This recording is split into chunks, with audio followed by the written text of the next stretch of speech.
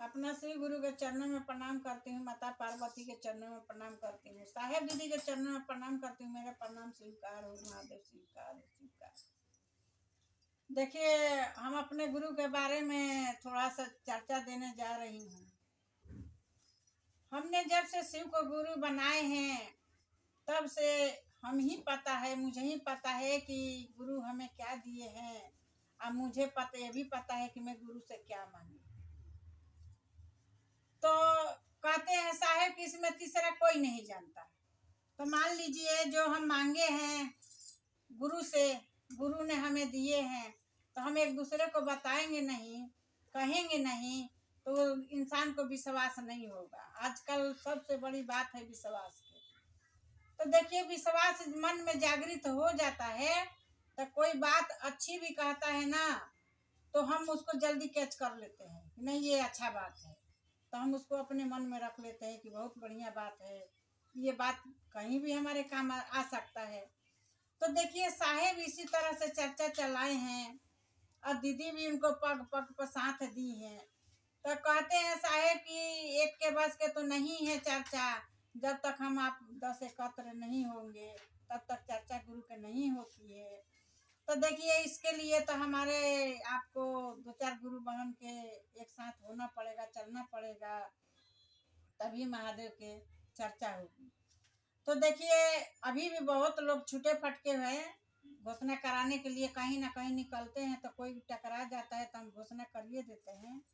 लेकिन दुख तो इस बात के हमें भी है, यही दुख साहेब के भी था। साहेब चले गए इस दुनिया से, लेकिन साहेब के मन में ये इस बात का बहुत दुख था कि मान लीजिए जो शिव के शिष्य नहीं बने हैं वो तो सो ही रहे हैं, और जो बन चुके हैं वो भी सो गए हैं। तो इसीलिए तो साहेब कहते थे कि जो जान के सो गया है उसको क्या जगाना है, जो अनजान में सोया हुआ है उसको हमारे आपको जरूरत है, उसको जा करके जगाना है।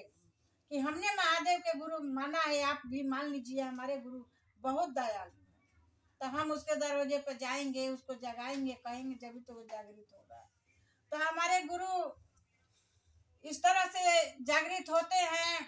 वो भी कहते हैं, साहेब चर्चा दे रहे थे कि मान लीजिए पहले हम चर्चा करते थे रात में, दिन में नहीं हो पाती थी, क्योंकि गांव में चर्चा जब होती थी तो दिन में भाई खेत बधारी के काम था, लोग काम पर जुटे हुए थे, और रात में चर्चा होती थी। कहीं कहीं चर्चा तो ऐसे मन लग जाता, करते करते कह रहे थे साहेब की 2:30-3 भी बज जाता था।